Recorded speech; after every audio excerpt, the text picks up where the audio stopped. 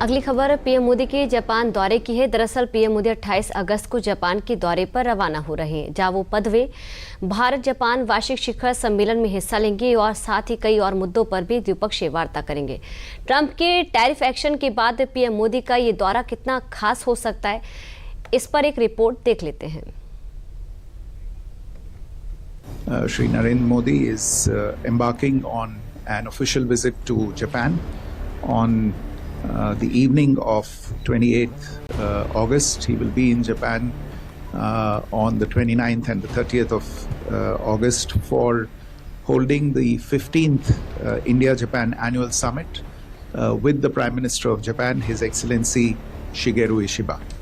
भारत के इतिहास की किताबों में एक नया पन्ना जुड़ने वाला है। देश की कूटनीति के एक नए अध्याय की शुरुआत होने वाली है। दुनिया की निगाहें अब भारत की ओर देखने लगी हैं। दरअसल पीएम मोदी अपने चीन दौरे से पहले 28 अगस्त से जापान के दौरे पर रहेंगे। जब अमेरिका ने भारत के खिलाफ अपनी व्यापारिक चालें तेज कर दी हैं, तब ऐसे समय में पीएम मोदी का ये दौरा सिर्फ राजनयिक दौरा ही नहीं, बल्कि भारत की वैश्विक कूटनीति की ताकत का ऐलान माना जा रहा है। प्रधानमंत्री नरेंद्र मोदी 28 अगस्त को जापान दौरे के लिए रवाना होंगे। पीएम मोदी की ये यात्रा कई मायनों में बेहद खास होने वाली है। पीएम मोदी की 7 सालों में ये पहली जापान यात्रा होगी।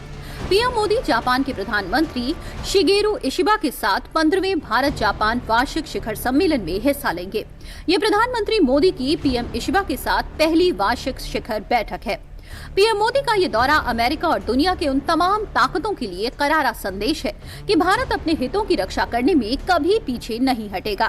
पीएम मोदी का ये दौरा सुरक्षा, व्यापार और तकनीक के मामलों में बेहद खास माना जा रहा है। भारत और जापान के साथ संबंधों को और मजबूत करना सिर्फ रणनीति नहीं, बल्कि भविष्य की दिशा तय करने वाला कदम माना जा रहा है। भारत जापान वार्षिक शिखर सम्मेलन हर साल दोनों देशों के लिए महत्वपूर्ण माना जाता है। ये केवल कूटनीतिक स्तर का संवाद नहीं है, बल्कि तकनीकी और आर्थिक सहयोग का मंच भी है। इस सम्मेलन में दोनों देश सुरक्षा, ऊर्जा, तकनीक और आर्थिक सहयोग के मुद्दों पर चर्चा करते हैं। This will be a visit that will be fully dedicated to the bilateral agenda between India and Japan.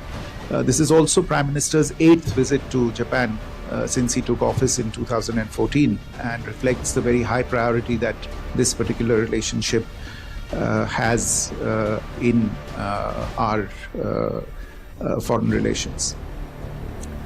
The annual summit between India and Japan, as you would be aware, represents the highest level dialogue mechanism that exists between the two countries, and it drives the agenda of the India-Japan Special Strategic and Global Partnership. America के दबाव और tariff की चुनौतियों के बीच ये दौरा ये भी साबित करेगा कि भारत किसी भी दबाव में झुकने वाला नहीं है। पीएम मोदी की ये यात्रा न सिर्फ अंतर्राष्ट्रीय मंच पर भारत की स्थिति को मजबूत करेगी, बल्कि ये दिखाएगी कि भारत अपने आर्थिक और रणनीतिक फैसलों में पूरी तरह आत्मनिर्भर और सशक्त है। यही नहीं, पीएम मोदी जापान की यात्रा के बाद सीधे चीन के दौरे पर रहेंगे, जहां वो शंघाई में होने वाली एससीओ शिखर बैठक में शामिल होंगे। पीएम मोदी का जापान के बाद चीन दौरा भारत के लिए वैश्विक कूटनीति और व्यापार में नई संभावनाओं का द्वार खोलने वाला कदम माना जा रहा है। पीएम मोदी 31 अगस्त से 1 सितंबर 2025 तक चीन की यात्रा पर रहेंगे। पीएम मोदी चीन के तियानजिन में एससीओ शिखर सम्मेलन में हिस्सा लेंगे। शिखर सम्मेलन के इतर वो कई नेताओं से द्विपक्षीय बैठकें भी करेंगे। भारत 2017 से एससीओ का सदस्य है और 2022-23 में एससीओ की अध्यक्षता भी कर चुका है। एससीओ का मुख्य सम्मेलन 1 सितंबर को होगा। Prime Minister Shri Narendra Modi will visit Tianjin, China for the 25th meeting of the Council of Heads of State of the Shanghai Cooperation Council, the SCO, on 31st August and 1st September 2025 at the invitation of His Excellency President Xi Jinping of China. The SCO was established with the primary goal of countering 3 evils of terrorism, separatism and extremism, which continue to remain a challenge. Today, as a regional platform, there is a broader range of sectors of cooperation among the SCO members. SCO बैठक में PM Modi न सिर्फ क्षेत्रीय सहयोग और सुरक्षा पर चर्चा करेंगे, बल्कि भारत और चीन के बीच व्यापार और आर्थिक संबंधों को भी मजबूत करने की दिशा में अहम बातचीत भी करेंगे।